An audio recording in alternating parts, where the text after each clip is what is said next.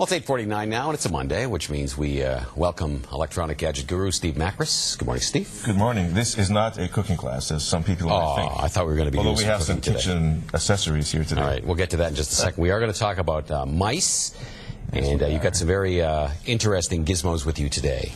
I wrote about it on the weekend, Mike, and at the Journal, and there's a couple of mice here that don't even use wheels anymore, and they have special functions. Let's take a look at the first one. This is a wireless mouse. It doesn't have a wheel. It's touch control. And what's unique about this is that you can use it on your desktop, and you can just click on things that you want to use, that you want to see. Which you could with most mice nowadays. With most mice. But if you pick it up in the air, you can also run it like a mouse with a left and a right click, with functionality, with wheels that just, if you listen to, I'm going to put this close to my mic, listen to this. I hear that. Does it listen? Okay. Sounds like a cat purring. It's like a flywheel. It's like a virtual wheel that can actually spin and go to the bottom of a 50-page document. So it's pretty impressive. So you can just like sit back in your easy chair, not have to put it on anything, and use it as a... You and I can just sit back here and relax and just run movies and play music and just browse the internet from a distance. Waiting for this for a long time. When it's back on the surface again. It's from Logitech. It's about $160. It's an expensive mouse. It is, but it's worth it. So who would use this thing?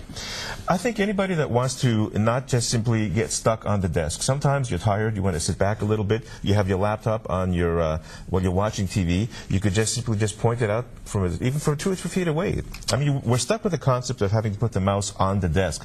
Well, why not just sit back and just relax and just do things your way, rather than fall asleep and you drop computer maker's way.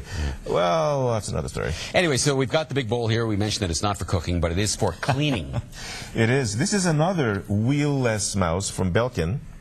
Get a close-up of it. It's the Washable Mouse. It's USB connected, so it never runs out of power, unlike these other wireless mice. But what's special about it is that if it gets dirty, you can just wash it with mild soap. All right. And that does nothing to do with electronics. No, it does not. It has a laser light in the bottom. Now, you need about an hour or so for it to dry, to make sure, before you plug it back in again. Can you dump it right into the water? Can you immerse it in water? You cannot. It's not waterproof. They say not to, which means you probably could, and it's not dishwasher as well. That was my next question. But it's a fast wash with a cloth and mild detergent.